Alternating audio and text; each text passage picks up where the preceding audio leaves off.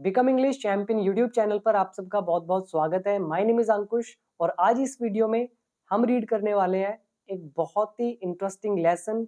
आपको पढ़कर भी मजा आएगा, कहानी सुनकर मजा आएगा और साथ में इम्प्रूव होगी आपकी इंग्लिश। तो चलिए देखते हैं कि क्या स्टोरी है। तो एंड तक जरूर देखिएगा और चैनल पर न्यू है तो सब्सक्राइब जरूर कर लें। तो चलिए शुरू करते हैं बिना टाइम वेस्ट किए। तो आज का जो लेसन है इसका नाम है fair play.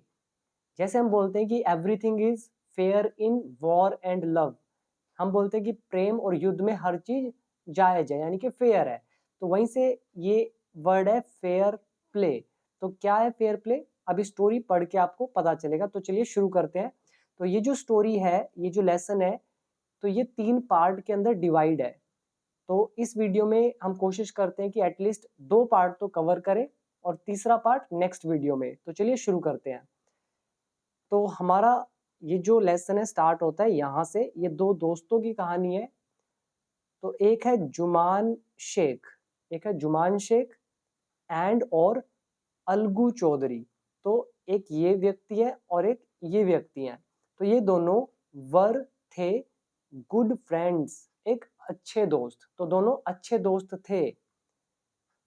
So strong was their bond, bond of friendship, मतलब दोस्ती का जो बॉन्ड था इनका वो इतना स्ट्रॉन्ग था कि, दैट मतलब कि। तो ये देखिए किस तरीके से लिखा गया है। जब हम सो और दैट ये कॉम्बिनेशन लगाते हैं तो हम लगाते हैं वो इतना जैसे उसने इतनी पी हुई थी कि वो खड़ा भी नहीं हो पा रहा था, या फिर वो इतना स्ट्रॉन्ग है कि कोई भी उसे हरा नहीं सकता है, उसी तरह का ये फॉर्मेशन है। So strong was their bond of friendship, मतलब उनकी जो फ्रेंडशिप का बॉन्ड था वो इतना स्ट्रॉन्ग था। दैट मतलब कि व्हेन, जब, आइदर ऑफ देम उनमें से एक, आइदर ऑफ कब यूज करते हैं हम लोग, तो आइदर ऑफ का यूज करते हैं जब हम दो में से एक की बात करते हैं। तो हम कह रहे हैं जब आइदर ऑफ देम उनमें से एक वेंट अवे कहीं चला जाता, फ्रॉम द विलेज गांव से, तो क्या होता, द अदर जो दूसरे वाला था, लुक्ड आफ्टर वो देखभाल करता, किसकी, हिज फैमिली उसके परिवार की। तो पूरा मतलब हुआ कि जुमान शेख और अलगू चौधरी बहुत अच्छे दोस्त थे और उनकी फ्रेंडशिप का बॉन्ड इतना स्ट्रॉन्ग था कि अगर उनमें से कोई भी एक गांव से कहीं चला जाता था तो दूसरे वाला उसकी फैमिली का देखभाल करता था। Both both were greatly respected. अब ये देखिए कौन सा ये रूल यूज हुआ है। यहाँ पे बोथ ऑब्जेक्ट है, वर यहाँ पे लगाया क्योंकि प्लूरल है, और रिस्पेक्टेड यहाँ पे वर्ब की third form, this is passive voice. तो कह रहे हैं both were greatly respected in the village, मतलब दोनों की बहुत ज्यादा तारीफ होती गांव में। तो दोनों की बहुत ज्यादा इज्जत होती है, रिस्पेक्ट मतलब इज्जत, ये पैसिव वॉइस है। तो अभी देखिए बहुत अच्छा ये लेसन है, मजा आएगा आपको और भी कहानी सुनकर। और दूसरी चीज, ये जितनी चीजें मैं आपको साथ साथ बताते चल रहा हूँ रूल्स, तो मैं आपको पूरी इंग्लिश ऑलरेडी सिखा चुका हूँ। अगर आप सीखना चाहते हैं तो आप मेरा कोर्स ज्वाइन कर सकते हैं, जहाँ पर 600 वीडियोस आपको मिल जाएंगी स्टेप बाय स्टेप। प्रैक्टिस के लिए वर्कबुक्स हैं, तो आप ज्वाइन कर सकते हैं बिकम इंग्लिश चैंपियन ऐप के अंदर। तो बहुत ही मजा आएगा आपको इंग्लिश सीखने का वहां से, तो पूरी इंग्लिश सीख सकते हैं। एंड जो 1 ईयर का प्राइस है इट इज जस्ट 799 रुपीज। तो इसके लिए आप become English champion app download करके सारे रूल सीख सकते हैं, क्योंकि बार बार मुझे आपको रूल बताने पड़ते हैं कि यहाँ पे ये यूज हुआ, वहां पर वो यूज हुआ। और बहुत सारे ऐसे न्यू स्टूडेंट्स होते हैं जिनको रूल्स के बारे में कुछ नॉलेज नहीं होती है, फिर उनकी इंग्लिश इंप्रूव नहीं होती है। तो हमेशा पहले कॉन्सेप्ट्स कवर करने चाहिए, इंग्लिश सीखनी चाहिए, बाद में रीड करनी चाहिए स्टोरीज अपनी इंग्लिश को एनहांस करने के लिए। तो ऐप का लिंक आपको नीचे डिस्क्रिप्शन बॉक्स में मिल जाएगा। तो आगे पढ़ते हैं। तो उम्मीद है यहाँ तक समझ में आया होगा। और ये जो हमारा कॉन्सेप्ट है ये आइदर ऑफ वाला, ये हमने किया है वर्कबुक पार्ट 3 के अंदर, जो कि एडवांस लेवल है। तो सब कुछ गिवन है। और ये जो सो एंड दैट वाला कॉन्सेप्ट है ये भी पार्ट 3 में है। तो इसके बाद अब क्या होता है आगे देखते हैं। तो अब जुमान, जो पहला दोस्त था जुमान, हैड एन ओल्ड आंट। कह रहे हैं जुमान की एक ओल्ड आंट थी, मतलब एक बुजुर्ग आंटी थी उनकी कोई। तो ये हमारा पास्ट पोजेशन है। जैसे आई हैव अ कार, मेरे पास कार है, आई हैड अ कार, मेरे पास कार थी। इसी तरह से जुमान हैड एन ओल्ड आंट, उनके पुरानी कोई आंटी थी। ओल्ड मतलब पुरानी नहीं, सॉरी, मतलब बूढ़ी आंटी थी। आगे लिखा है हु। अब ये हु किसके लिए यूज हुआ है? आंट के लिए। तो उनकी आंट जो बुजुर्ग थी, हु हैड सम प्रॉपर्टी, जिसके पास थोड़ी संपत्ति थी, राइट। तो ये हमारा हु रिलेटिव प्रोनाउन है, वर्कबुक पार्ट 2 के अंदर हमने पढ़ा। आगे, और जो मैं आपको स्टोरी सुना रहा हूँ ये आप कल्पना करते जाएंगे क्या क्या हो रहा है, आपको ज्यादा अच्छे से समझ आएगी। तो जुमान के वहां पे क्या था, एक बूढ़ी औरत थी कोई, जिसके पास कुछ प्रॉपर्टी थी। अब कह रहे हैं दिस, कह रहे हैं दिस, दिस मतलब प्रॉपर्टी की बात है। दिस इसको शी ट्रांसफर्ड, उसने ट्रांसफर कर दिया। किसने? आंटी ने, उस आंटी ने ट्रांसफर कर दिया टू हिम, उसको मतलब जुमान को, आंटी ने उसको ट्रांसफर कर दिया ऑन द अंडरस्टैंडिंग। अब अंडरस्टैंडिंग मतलब होता है समझ, राइट, यानी कि कॉम्प्रीहेंशन। लेकिन यहाँ पर अंडरस्टैंडिंग का मतलब है समझौता, ठीक है, उनके बीच समझौता हुआ। तो ये जो प्रॉपर्टी थी, तो उस आंट ने ट्रांसफर कर दी जुमान को ऑन द अंडरस्टैंडिंग, मतलब इस समझौते पर, दैट की शी वुड स्टे, वो ठहरेगी, विद हिम, उसके साथ रहेगी। अब यहाँ पे विल की जगह वुड, क्योंकि इससे पहले पास्ट सेंटेंस है, तो ये पास्ट प्लस वुड का लेसन। तो वो उसके साथ ठहरेगी, उनके साथ रहेगी, एंड और he would look after her, और वो उसकी देखभाल करेगा। अब अगेन विल की जगह वुड, बिकॉज पास्ट की बात है। तो इसके बाद अब क्या हुआ? The arrangement worked well. तो ये जो भी बंदोबस्त हुआ, अरेंजमेंट मतलब बंदोबस्त, वर्कड वेल, ये अच्छा चला, मतलब ये जो इनका अंडरस्टैंडिंग हुई, समझौता हुआ इनका, तो वो अच्छा चला। For a couple of years, कुछ एक सालों तक। कपल ऑफ, राइट, कपल आप जानती हैं, कपल का मतलब है जैसे couple of years, couple of days, ठीक। तो कपल क्या होता है? दो का जोड़ा। और ईयर्स की बात हो रही है, यानी कि 10 हो सकता है, 11, 12, 13, 14, क्योंकि ये दो का जोड़ा है, तो इसको बोलते हैं कपल ऑफ ईयर्स। तो बहुत लोगों को आई थिंक पता नहीं था ये चीज, कपल यहाँ पे क्यों यूज किया गया है, दो का जोड़ा। तो अक्षर हो सकते हैं, कुछ भी हो सकता है, दो का होना चाहिए जोड़ा। तो अब क्या हुआ? उनका जो अरेंजमेंट था वो अच्छा चला कुछ एक सालों तक। देन फिर क्या हुआ? द सिचुएशन चेंज्ड, परिस्थितियां जो थी, सिचुएशन जो थी वो बदल गई। Past indefinite. Juman and his family, Juman और उसका जो परिवार था, अब जुमान के साथ उसका परिवार भी रह रहा था, तो जुमान और उसका परिवार वर टायर्ड ऑफ, वो थक गए थे। किससे थक गए थे? The old relative. रिलेटिव मतलब कौन होता है? जो हमारे रिश्तेदार होते हैं। और यहाँ पे किस रिलेटिव की बात हो रही है? उस आंट की। तो कह रहे हैं कि फिर सिचुएशन बदल गई और जुमान उसके परिवार था वो टायर्ड ऑफ हो गए, थक गए। किससे? उस ओल्ड रिलेटिव से, उस आंट से। तो यहाँ पे एक स्ट्रक्चर है टायर्ड ऑफ। जब आप किसी चीज से थक जाते हैं, उब जाते हैं, तो आप यूज करें टायर्ड ऑफ। जैसे I am tired of learning English, मैं इंग्लिश सीख सीख कर उब गया हूँ। I am tired of going there, मैं वहां जा जाकर उब गया हूँ या फिर थक गया हूँ। I am tired of you, मैं तुमसे उब गया हूँ। तो इसी तरह से Juman and his family were tired of the old relative, वो उनसे उब गया, उनका परिवार और जुमान। अब क्या हुआ? Juman became as indifferent as his wife. अब यहाँ पे पहले तो मीनिंग याद करें, तब आपको ये लाइन समझ में आएगी। बिकेम इनडिफरेंट, इसका मतलब क्या हो जाता है? किसी भी चीज की केयर करना छोड़ देना, राइट। तो आप ये बोल सकते हैं इंटरेस्ट खो देना। आपका किसी चीज में इंटरेस्ट है, जैसे उनका इंटरेस्ट था इन जो भी ये बूढ़ी आंटी थी, इनकी देखभाल करने में। लेकिन समय के चलते क्या हुआ? Over a period of time ये इनका इंटरेस्ट खत्म हो गया, उनकी सेवा करने का उनका मन नहीं करता, वो केयर करना छोड़ दिया। इसी को बोलते हैं बिकम इंडिफरेंट हो जाना, मतलब अलग ही हो जाना। वैसी स्थिति रही नहीं, केयर फ्री हो गए वो, मतलब परवाह नहीं करते थे फिर उसकी। अब यहाँ पे जो मैं आपको सिखाना चाहता हूँ वो ये, Juman became as indifferent as his wife, मतलब जैसी उसकी वाइफ थी ना, जिसका इंटरेस्ट नहीं था सेवा करने में, जुमान भी वैसा ही हो गया। और अब यहाँ पे लिखा है टू हर, किसके प्रति ऐसा हुए? उस ओल्ड आंट के प्रति। तो ये हमारा लेसन है एज, ये देखिए एज एडजेक्टिव एज, जैसे as black as coal, as sweet as cuckoo, as red as blood, as cool as cucumber. वही ये हमारा लेसन है, पार्ट 3 में हमने किया। तो यहाँ तक समझ में आया? अब ये खत्म नहीं हुआ, आगे देखिए हु लगा हुआ है। जुमान मतलब उसका इंटरेस्ट खत्म हो गया उस आंट की सेवा में, जैसे उसकी वाइफ का हो गया था। अब यहाँ आगे हु लगा हुआ है। ये हु किसके बारे में बता रहा है? वाइफ के बारे में। तो वाइफ जो थी वो क्या करती थी? कौन सी वाइफ? हु ग्रज्ड मतलब क्या होता है? गिव अनविलिंग, मतलब कोई भी चीज है अनविलिंगली देना। इसको याद रखिएगा, अगर आप बिना इच्छा से दे रहे हैं, ठीक है, आपका मन नहीं है देने का फिर भी दे रहे हैं कि ये लो, तो उसको बोलते हैं ग्रज।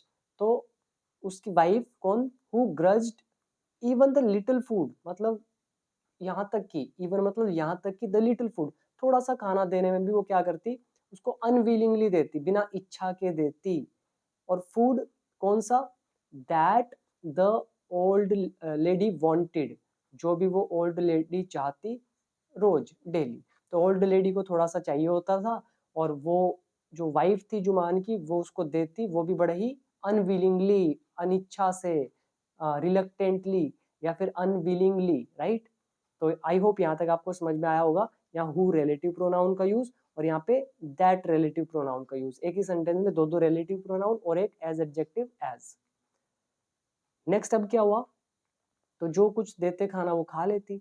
शी स्वैलोड, स्वैलो मतलब होता है निगल जाना। तो शी स्वैलोड मतलब वो आंट जो थी वो स्वैलो कर लेती, खा लेती, निगल लेती।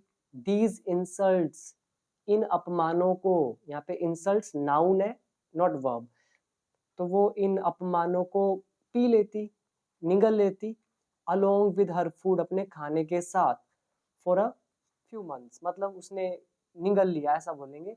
तो उसने अपनी जो भी इंसल्ट हुई तो उसको खाने के साथ कुछ महीनों तक मतलब पीती रही, वो निगलती रही, मतलब सहती रही, इन शॉर्ट ये मतलब है। और फिर क्या हुआ? बट लेकिन, पेशेंस हैज इट्स लिमिट्स, लेकिन धैर्य की एक सीमा होती है।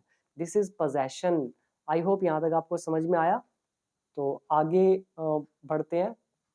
और अगर आपको नहीं पता तो ये जो मैं रीड कर रहा हूँ, देखिए ये जुमान है, ये जुमान की वाइफ, और ये है ओल्ड आंट। तो ये जो मैं स्टोरी आपके लिए पढ़ रहा हूँ, ये सीबीएसई की स्टोरी है, 6th क्लास की, lesson number 7, lesson number 7। 5 videos तो मैं आपको दे चुका हूँ, प्लेलिस्ट देख लीजिएगा, मैंने वहाँ पे डाल रखी है। 5 वीडियो पूरे पूरे लेसन पढ़ा रखे हैं, और छठा लेसन नहीं पढ़ाया बिकॉज इतना खास नहीं है, कुछ नहीं है उसमें। और 7th ये लेसन है। तो पूरी बुक पढ़ाऊंगा आपको, 6, 7, 8 जितना मुझसे होगा उतना। बट बिलीव मी, मेरे कोर्स से सीखिएगा, मजा आएगा आपको, इंग्लिश पूरी सीख जाओगे। आगे लिखा है वन डे, एक दिन। क्या हुआ? एक दिन जब उसका पेशेंस, मतलब बोला कि पेशेंस की लिमिट होती है, धैर्य की लिमिट होती है, उसकी खत्म होगी। तो एक दिन शी स्पोक टू जुमान, तो उसने एक दिन जुमान से बात की। अब ये डबल इन्वर्टेड कॉमास, क्या बात करी? यहाँ से लेकर यहाँ तक बोला, माई सन, मेरे बेटे, इट इज नाउ ऑब्वियस, कि अब स्पष्ट है। ऑब्वियस मतलब स्पष्ट होना, मतलब क्लियर है, अब क्लियर है। दैट की आई एम नॉट वांटेड, मतलब मैं नहीं चाहिए। अब यहाँ देखिए बड़ा इंटरेस्टिंग चीज है, बहुत लोगों को नहीं पता चलता ये आई एम वांटेड कहाँ से आ गया। देखो आई यहाँ पर है ऑब्जेक्ट, एम लगा है, इज एम आर जो भी लगता है, और ये वांटेड लगी है वर्ब की थर्ड फॉर्म। वांट मतलब चाहिए, ये हमारा है पैसिव वॉइस, प्रेजेंट इंडेफिनिट। तो बोल रहे हैं कि आई एम नॉट वांटेड, मेरी यहाँ जरूरत नहीं है। और यहाँ पे वांटेड को एक एडजेक्टिव की तरह भी यूज कर सकते हैं, राइट। तो एडजेक्टिव का भी यूज हो सकता है, थर्ड फॉर्म का भी, ये चीज याद रखिएगा, वो सेंस के अकॉर्डिंग पता चलता है। तो मेरी जरूरत नहीं है यहाँ पर, मतलब मैं यहाँ नहीं चाहिए, कहाँ पर? In your house. तो ये उन्होंने कहा, बोला कि मेरे बेटे, ये क्लियर है कि मेरी यहाँ पे कोई जरूरत नहीं है इस हाउस में। काइंडली, कृपया, गिव मी, मुझे दो, क्या दो? A monthly allowance. अलाउंस क्या होता है? भत्ता, ठीक है, रोजगार भत्ता अलग अलग तरह के होते हैं। तो इनकम टैक्स में आता है मतलब अलग अलग डिडक्शंस मिलते हैं, जो अलोवेंस मिलते हैं। तो हाउस रेंट, फूड अलोवेंस और ट्रैवल अलोवेंस बहुत तरह के होते हैं। तो भत्ता, तो कह रहे हैं कि काइंडली कृपया मुझे हर महीने भत्ता दो, मतलब एक तरह का पेंशन दो, सो दैट ताकि आई कैन सेटअप, मैं सेटअप कर सकूं, बना सकूं अ सेपरेट किचन, एक अलग से किचन, राइट। यहाँ तक। तो अब आगे बढ़ते हैं। तो उम्मीद है आपको सब समझ में आ रहा होगा, और कमेंट सेक्शन में गाइस जरूर बताइएगा कि आपको वीडियोस पसंद आती हैं सारी की नहीं आती, क्योंकि आप लोगों में से बहुत रेयर लोग हैं, मीन्स हार्डली गिने चुने 4 5 6 बस वही लोग बताते हैं कमेंट करके, बाकी वीडियो देख के चले जाते हैं। तो एटलीस्ट इतना तो कर सकते हो, कमेंट में जरूर बताया करें स्टोरीज। तो आगे अब क्या हुआ इसके बाद, अब ये अगेन डबल इन्वर्टेड कॉमास में यहाँ से यहाँ तक, ये किसने कहा, सेड जुमान, जुमान ने कहा शेमलेसली, शेमलेसली होता है बेशर्मी से। क्या बोला, माई वाइफ नोज, मेरी वाइफ जानती है, क्या जानती है, बेस्ट, सबसे बढ़िया, क्या best, how to run the house, कि घर कैसे चलाना है। क्या अब ये जुमान कह रहा है बड़े ही शेमलेसली कि मेरी वाइफ अच्छे से जानती है कि घर कैसे चलाना है। तो घर चलाना मतलब रन करना, और बिजनेस चलाना रन करना, दुकान चलाना रन करना। तो मेरी वाइफ अच्छे से जानती है कि घर कैसे चलाना है। बी पेशेंट मतलब धैर्यवान रहो, मतलब धैर्य रखो। तो ये जुमान ने कहा शेमलेसली, बेशर्मी से बड़ा। दिस मतलब इस चीज ने, इस व्यवहार ने, इस कंडक्ट ने जुमान के, this made his aunt very angry, तो इस चीज ने मेड कर दिया हिज आंट, उसकी आंटी को, वेरी एंग्री बहुत गुस्सा, बहुत गुस्सा दिला दिया। तो यहाँ पे मेड एक तरह से पॉजिटिव का काम कर रहा है। एंड और शी डिसाइडेड, और उसने फैसला किया, टू टेक हर केस, कि वो अपना केस लेकर जाएगी, टू द विलेज पंचायत, गांव की पंचायत में। तो उम्मीद है यहाँ तक भी समझ में आया। तो देखिए आगे क्या होता है। तो दो दोस्त थे, याद रखना, स्टार्टिंग में आया था, दो दोस्त थे, अभी क्या होगा देखना।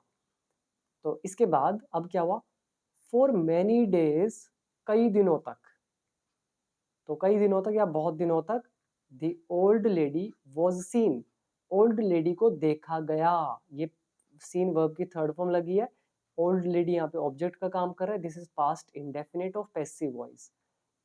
तो बहुत दिनों तक उस ओल्ड लेडी को देखा गया, टॉकिंग बातें करते हुए, टू द विलेजर्स गांव वालों से, एक्सप्लेनिंग स्पष्ट करते हुए, हर केस उसके केस को, एंड सीकिंग और मांगते हुए, देयर सपोर्ट उनका समर्थन। तो देखिए अब ये आप सोच रहे होंगे कि ये आईएनजी बहुत सारे आगे इसमें, आईएनजी यहाँ लगा, एक्सप्लेनिंग में भी लगा, सीकिंग में भी लगा, ऐसा क्यों, क्योंकि ऑब्वियसली इन सभी की जो वर्ब है वो है सीन, राइट। तो seen talking, seen explaining, seen seeking, तो पूरा मतलब हुआ कई दिनों तक ओल्ड लेडी को देखा गया, बातें करते हुए गांव वालों से, एक्सप्लेन करते हुए अपने केस को, और उनका समर्थन मांगते हुए। तो सीक का मतलब मांगना, खोजना भी होता है, ढूंढना या खोजना। जब आप कोई इंफॉर्मेशन लेते हैं, ढूंढते हैं, तो सीक इंफॉर्मेशन लगाते हैं। नौकरी खोजते हैं तो सीक जॉब लगाते हैं, और जॉब सीकर भी कहा जाता है नौकरी ढूंढने वालों को। तो उम्मीद है यहाँ तक आया समझ। आगे सम सिंपैथाइज्ड, मतलब सम मतलब कुछ लोग, राइट, उस गांव में जिनसे बात करी उनमें से कुछ सिंपैथाइज्ड, सिंपैथाइज मतलब होता है सहानुभूति देना। तो कुछ ने उनको सहानुभूति रखी, विद हर, उसको मतलब उसको कुछ ने बोला कि यार कोई बात नहीं, हो जाता है, सहानुभूति दी। अदर्स जो दूसरे थे, लाफ्ड एट हर, तो दूसरे उन पर हंसे। तो ये वर्ब की सेकंड फॉर्म लाफ्ड, सिंपैथाइज्ड भी यहाँ पे वर्ब की सेकंड फॉर्म। तो कुछ ने सहानुभूति रखी उनसे और कुछ उन पे हंसे। एंड और अ फ्यू अदर्स, और बाकी कुछ एक जो थे, अ फ्यू मतलब होते हैं ना के बराबर, ठीक है। एक लेसन था हमारा few, a few, the few, और ऐसे little, a little, the little, देख लीजिएगा, थोड़ा सा एडवांस लेवल में था, वर्कबुक पार्ट 3 में आपको समझ में आएगा। तो बाकी हंसे, और अ फ्यू अदर्स, और जो बाकी कुछ एक थे, एडवाइज्ड, तो ये सारा यहाँ सब्जेक्ट और ये वर्ब की सेकंड फॉर्म। तो उन्होंने एडवाइस किया हर, उसको, एडवाइस मतलब सलाह देना। अब ये देखिए स्पेलिंग देखिए, एस ई लिखा है। एक एडवाइस आपने याद करी होगी, ADVICE, एक होती है ADVISE। CE वाला जो है ये नाउन होता है, SE वाला होता है वर्ब। तो हमें तो वर्ब चाहिए, तो SE, राइट, इसीलिए लगाया। तो कुछ ने उसको सलाह दी। अब क्या सलाह ली, क्या सलाह दी? To to make it up. Make it up का क्या मतलब होता है? देखिए मेक इट अप एक अच्छा फ्रेज है, एक तरह की फ्रेजल वर्ब है, तो वर्बल फ्रेज। तो मेक इट अप का मतलब होता है स्टॉप क्वर्लिंग, मतलब झगड़ा बंद कर देना और कॉम्प्रोमाइज कर लेना या अग्रीमेंट कर लेना। तो इसका मतलब होता है मेक इट अप, ठीक है। तो कुछ एक ने उनको क्या बोला कि यार समझौता कर लो और लड़ाई झगड़ा छोड़ो, कॉम्प्रोमाइज कर लो। तो मेक इट अप किसके साथ कर लो कॉम्प्रोमाइज? विद हर नेफ्यू, तो उनके इस भतीजे से, राइट। तो भतीजा, तो नेफ्यू किसको बोलते हैं? भतीजा और भांजा दोनों को बोलते हैं नेफ्यू। तो वो तो जो था जुमान, वो तो उनका भतीजा लगा उस ओल्ड आंट का। तो उनसे कॉम्प्रोमाइज कर लो, और किससे? एंड हिज वाइफ, और उसकी वाइफ से। एट लास्ट, आखिरकार क्या हुआ? She came to Algu Chaudhary. अब वो कह रहे हैं आखिरकार, एट लास्ट, आखिर में, शी केम, वो आई अलगू चौधरी के पास। अलगू चौधरी कौन? जुमान का दोस्त। एंड और स्पोक टू हिम, और उससे बात की। अब ये देखिए, स्पीक टू, बात करने के लिए टॉक होता है, और टॉक की जगह जब थोड़ा सा पोलाइटनेस ऐड की जाती है तो टॉक की जगह स्पीक लगाते हैं, राइट। तो इसीलिए लिखा है spoke to.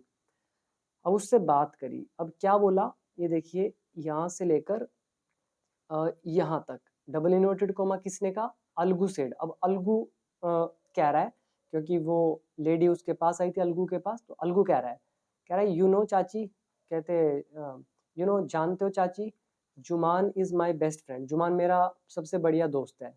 How can I go against him, मैं उसके खिलाफ कैसे जा सकता हूँ? तो किसी के खिलाफ जाना इज गो अगेंस्ट। तो how can I go against him, मैं उसके खिलाफ कैसे जा सकता हूँ? अलगू सेड, अलगू ने कहा। आगे क्या बोला? यहाँ से लेकर यहाँ तक फिर से डबल इन्वर्टेड कोमा है, किसने कहा ये? प्लीडिड दी ओल्ड लेडी, तो ओल्ड लेडी ने प्लीड किया। प्लीड मतलब होता है गिड़गिड़ाना, ठीक है। तो दया की भीख मांगना या गिड़गिड़ाना। तो उस ओल्ड लेडी ने थोड़ा गिड़गिड़ाते हुए बोला, बट इज इट राइट, क्या ये सही है? माय सन, बेटे बेटे क्या ये सही है? टू कीप मम, चुप रहना। एंड और नॉट से, और न कहना। वट यू कंसीडर, कि तुम क्या कंसीडर करते हो, क्या समझते हो? क्या समझना? जस्ट, जस्ट मतलब होता है न्याय, और फेयर मतलब स्पष्ट, मतलब according to rules and regulation.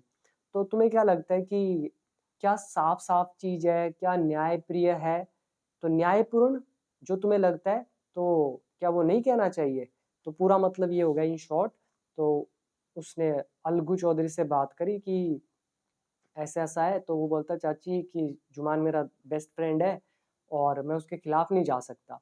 फिर वो जो ओल्ड लेडी है उसके आगे गिड़गिड़ाती है और वो बोलती है कि क्या ये सही है चुप रहना, और न कहना कि तुम, मतलब, और ये न कहना कि तुम्हें क्या लगता है कि वो जस्ट है या फेयर है कि नहीं, मतलब सही चीज है कि नहीं। अगर कोई चीज सही है तो सही को सही कहना सही चीज है, और तुम्हें भी कहना चाहिए। इन शॉर्ट ये कन्विंस करने की कोशिश कर रही है। तो इसके बाद अब क्या होता है? तो ये पार्ट 1 खत्म होने वाला है, इसके बाद पार्ट 2 भी करते हैं। तो अब क्या हुआ? ये यहाँ से लेकर यहाँ तक डबल इन्वर्टेड कोमास, तो ये किसने कहा? She said. अब आंसर में क्या बोला? कम टू द पंचायत, तुम पंचायत में आओ, एंड स्पीक द ट्रूथ, और सच बोलो, राइट। तो अब ये लेडी उसको, अलगू को सच बोलने के लिए बोल रही है कि तुम्हें तो पता ही है क्या फेयर है क्या जस्ट है, तो क्यों नहीं आगे पंचायत में बोलते? तो कम टू पंचायत, पंचायत में आओ, एंड स्पीक द ट्रूथ, और सच बोलो। तो उसने कहा, लेडी ने। अलगू डिडंट रिप्लाई, अलगू ने रिप्लाई नहीं किया, मतलब उत्तर नहीं दिया। बट लेकिन हर वर्ड्स, लेकिन उस लेडी के जो वर्ड्स थे, केप्ट रिंगिंग, वो गूंजते रहे। ये हमारा कीप ऑन वाला लेसन है। ऑन मैंने ऑप्शनल कहा था, और पास्ट इंडेफिनिट है तो कीप का बन गया कैप्ट, उसके बाद आईएनजी फॉर्म। पार्ट 1 में किया था, उसमें आई थिंक 30-40 सेंटेंस दिए थे प्रैक्टिस के लिए। तो कह रहे हैं कि अलगू ने रिप्लाई नहीं दिया, लेकिन उस लेडी के जो वर्ड थे वो बजते रहे इन हिज ईयर्स, उनके कानों में। तो ये था पार्ट 1। तो अगेन यहाँ पे आप एक छोटा सा ब्रेक ले सकते हैं। तो मैं आपको अपने कोर्स के बारे में बता दूं, अगर आपको इंग्लिश सीखनी है तो आप मेरे कोर्स को ज्वाइन करें। बिल्कुल स्टेप बाय स्टेप है, बिल्कुल बेसिक से एडवांस्ड लेवल तक। जो भी मैं आपके सामने पढ़ रहा हूँ, it is only because of the content which I have provided you in my 1 year course. तो बहुत ज़्यादा प्राइस नहीं है, बिल्कुल एक नॉमिनल सा फीस है। उसी के अंदर जीएसटी भी ऐड है, जो भी टैक्सेस है सब कुछ ऐड है, आपको अलग कुछ नहीं देना। 799 में वो पूरा कंप्लीट कोर्स है। और इतना ही कोर्स मुझे सीखने में मेरा समय कितना लगा वो तो आप कैलकुलेट कर ही नहीं सकते। दूसरी चीज, मेरा कितना पैसा लगा होगा और कितना दिमाग खराब हुआ होगा वो आप इमेजिन भी नहीं कर सकते। और वही चीज आई थिंक आपको मेरे हार्ड वर्क के सामने कुछ भी नहीं है, वो सिर्फ 5% आपकी मेहनत। तो मेरा 100 जो परसेंट है उसमें से आपका सिर्फ 5% मेहनत लगेगा और वही चीज मिल जाएगी जो मुझे मिली। बट आपको ज्वाइन करना होगा, सीखना होगा। अगर सीखना है तो ज्वाइन करें डेफिनेटली आपके, क्योंकि एजुकेशन कभी वेस्ट नहीं होती, काम आएगी, ये पक्का है। तो डाउनलोड कर लीजिएगा app, become English champion app का नाम, लिंक है नीचे डिस्क्रिप्शन बॉक्स में, आईफोन यूजर्स के लिए भी और एंड्रॉयड यूजर्स के लिए भी। अगर मेरी बुक बाय करनी है बिकम इंग्लिश चैंपियन, उसका लिंक भी है नीचे डिस्क्रिप्शन बॉक्स में।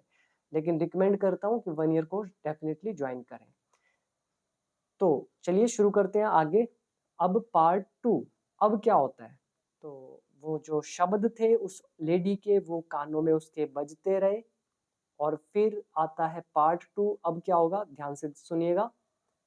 The panchayat was held, panchayat रखी गई। जैसे हम बोलते हैं meeting will be held, meeting होगी, मीटिंग रखी जाएगी। तो हेल्ड की थर्ड फॉर्म होती है, होल्ड की होती है हेल्ड। तो ये पास्ट इंडेफिनिट, तो पंचायत ऑब्जेक्ट, ये पैसिव वॉइस। तो पंचायत रखी गई द सेम इवनिंग, उसी शाम को, अंडर एन ओल्ड, अंडर मतलब नीचे किसके, एन ओल्ड बनियन ट्री, जो भी बरगद का पेड़ था, पुराना पुराना बरगद का पेड़, उसके नीचे पंचायत रखी गई उसी शाम को। Juman stood up and said, Juman stood up मतलब खड़ा हुआ, स्टैंड की सेकंड फॉर्म स्टूड। तो जुमान खड़ा हुआ और कहा, उसने क्या बोला, जुमान बोल रहा है द वॉइस ऑफ द पंच, कह रहे हैं जो पंच की आवाज है, जो भी पंचायत है उसकी जो आवाज है, उसके जो शब्द है, उसका जो निर्णय है, उसकी जो डिसीजन है, is the voice of God. सीधी सी बात है कि जो पंच का न्याय भगवान का न्याय, in short. Let my, let my, ये देखिए यहाँ पे ये पंचायत लगी हुई है और लोग बैठे हुए हैं। तो अब क्या बोला, लेट माई आंट, कह रहे हैं कि मेरी आंट को नॉमिनेट, नॉमिनेट करने दो। नॉमिनेट मतलब क्या होता है, प्रपोजल रखना कि भी आप बताओ कि आपको कौन लगता है कि इनमें से कौन फैसला सुनाएगा और आपको मानना पड़ेगा। तो कह रहे कि आप ही चुन लो, ये बोल रहे हैं। तो लेट माई आंट नॉमिनेट, मेरी आंट को नॉमिनेट करने दो। ये हमारा लेट का लेसन, किसको नॉमिनेट करने दो, द हेड पंच मतलब मुख्य सरपंच, जो सबसे बड़ा होगा उसको खुद करने दो। I will abide by her decision. तो अबाइड बाय मतलब होता है जब आप किसी भी नियमों का पालन करते हैं तो यूज करते हैं अबाइड बाय। तो कह रहे हैं कि मैं उसका डिसीजन मानूंगा, ठीक है, जो भी फैसला सुनाएंगे मैं मानूंगा, ये कह दिया जुमान ने।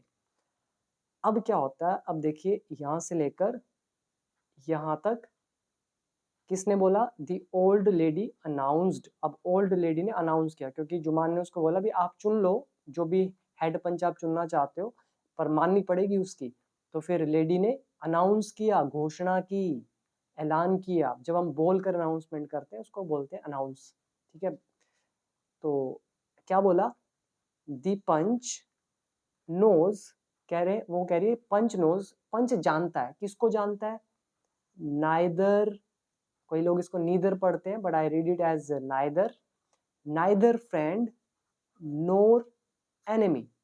तो सीधी सीधी वो बोल रही है कि जो पंच है वो ना तो किसी दोस्त को जानता ना दुश्मन को, क्योंकि पंच अगर दोस्त के नाते फैसला सुनाएगा तो भी गलत, अगर दुश्मनी मानकर फैसला सुनाएगा तो भी गलत।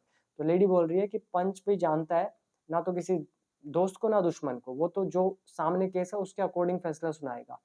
तो ये उसने कहा और क्या बोला, व्हाट डू यू से, तुम क्या बोलते हो, टू अलगू चौधरी, तुम अलगू चौधरी को क्या बोलते हो। तो ये उसने लेडी ने कहा।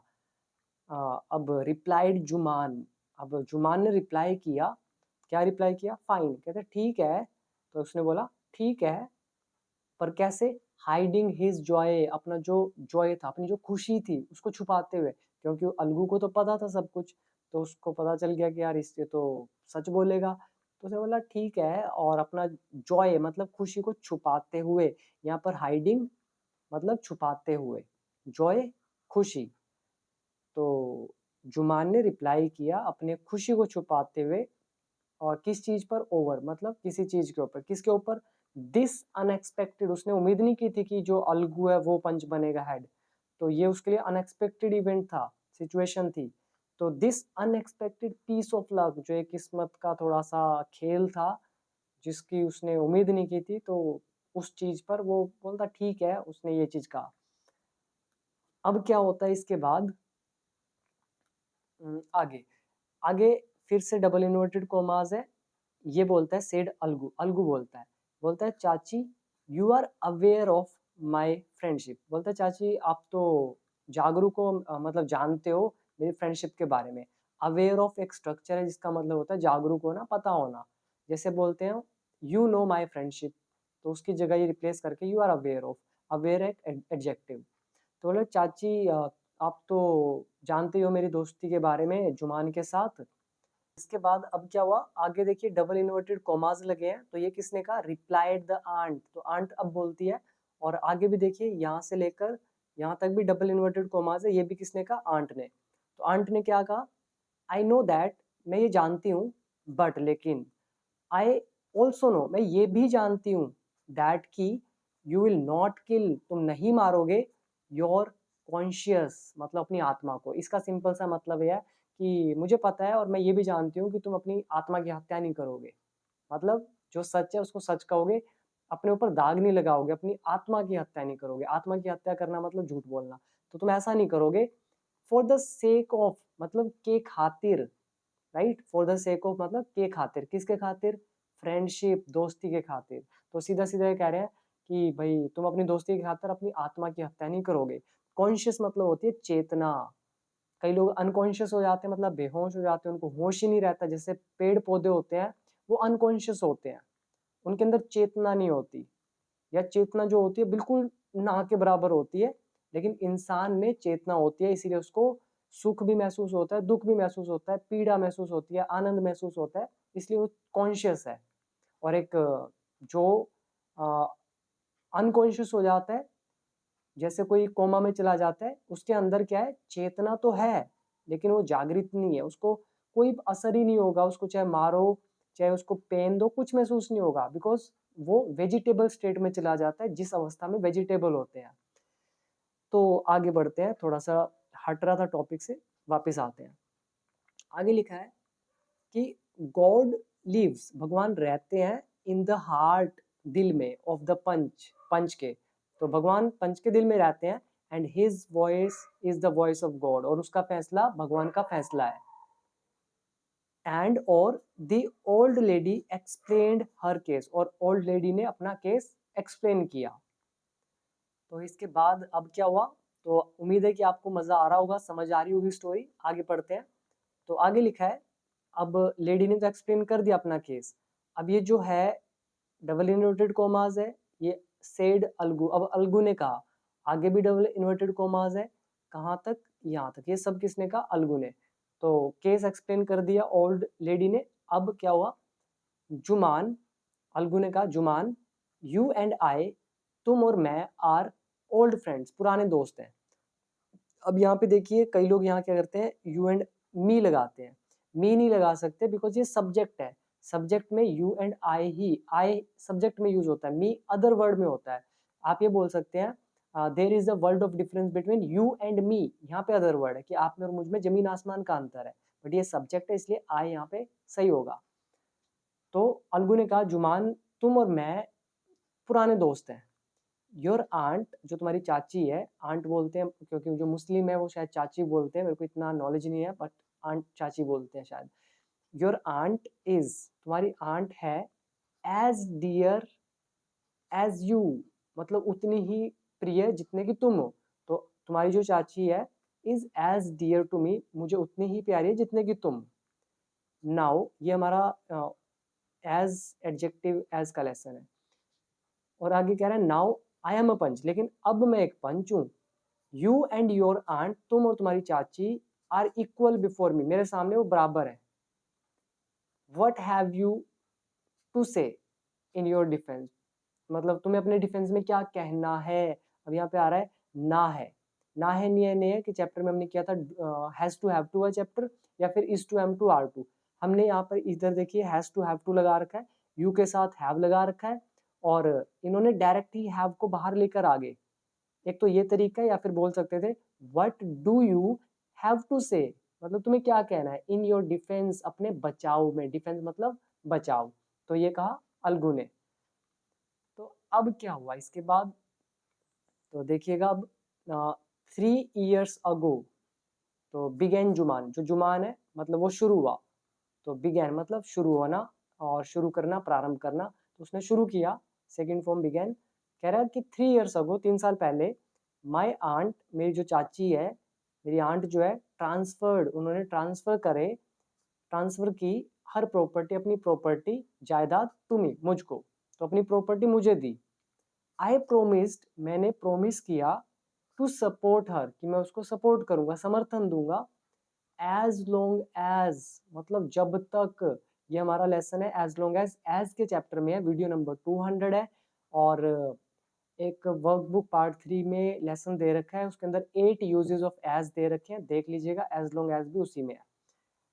तो मैंने प्रोमिस किया कि मैं उनका सपोर्ट करूंगा, समर्थन दूंगा, एज लॉन्ग एज, कब तक, as long as she live, जब तक वो जिएंगी। आई हैव डन, मैंने किया है, ऑल, सब कुछ, आई कुड, जो मैं कर सकता था, कह रहे मैंने सब किया है जो मैं कर सकता था। There have been a couple of quarrels, कह रहे देयर हैव बीन मतलब रही है, काफी सारे झगड़े रहे हैं, बिटवीन, किसके बीच में, माई वाइफ एंड हर, मेरी पत्नी और उसके बीच में, बट लेकिन आई कांट स्टॉप इट, लेकिन मैं इसे रोक नहीं सकता हूँ।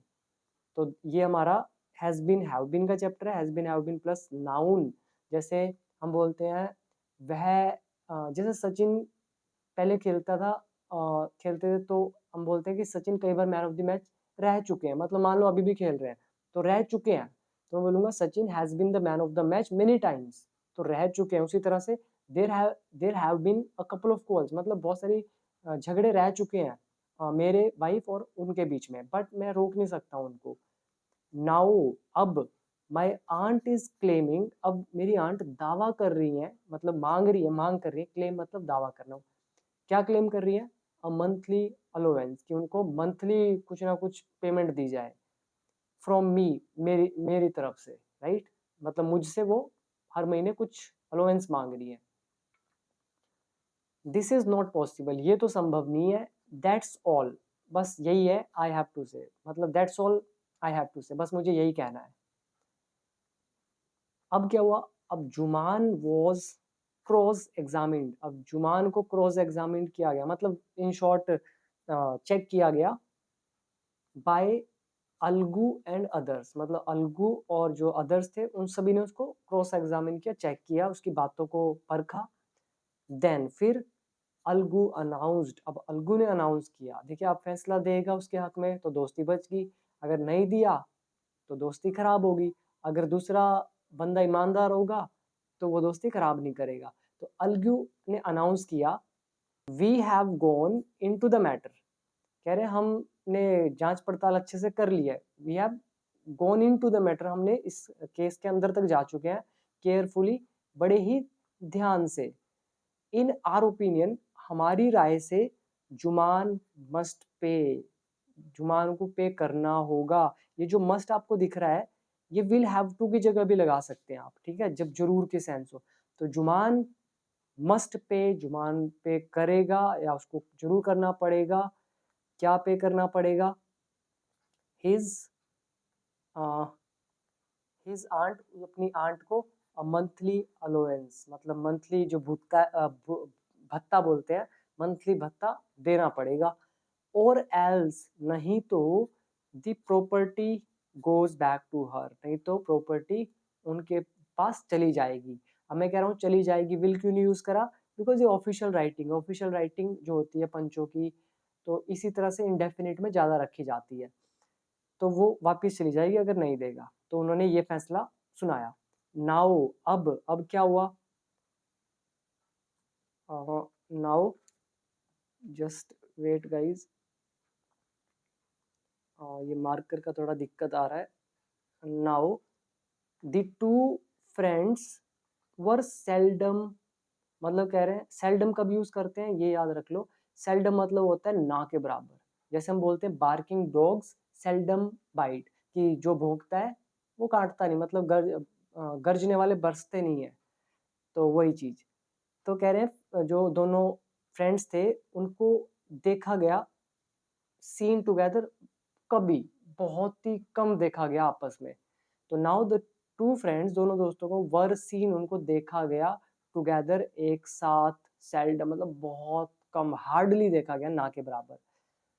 अब आगे लिखा है द बॉन्ड ऑफ फ्रेंडशिप, जो उनकी दोस्ती का जो ये जोड़ था, बॉन्ड था, बॉन्ड मतलब जोड़, बिटवीन देम उनके बीच, वॉज ब्रोकन, वो टूट गया।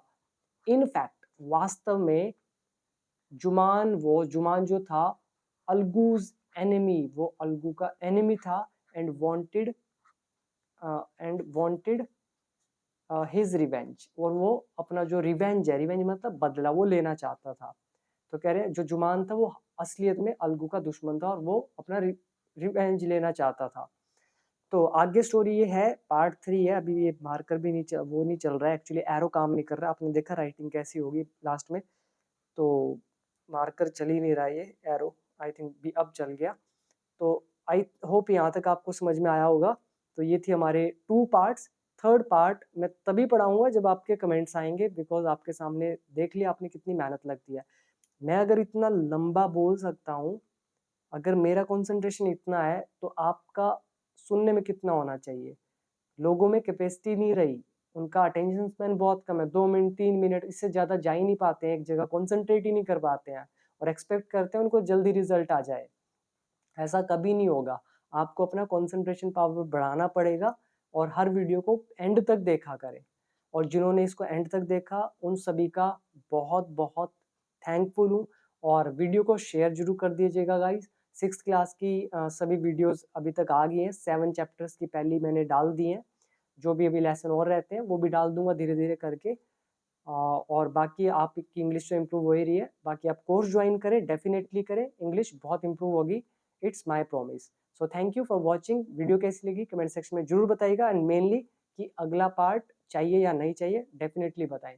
थैंक यू फॉर वॉचिंग, मिलते हैं अगली वीडियो में।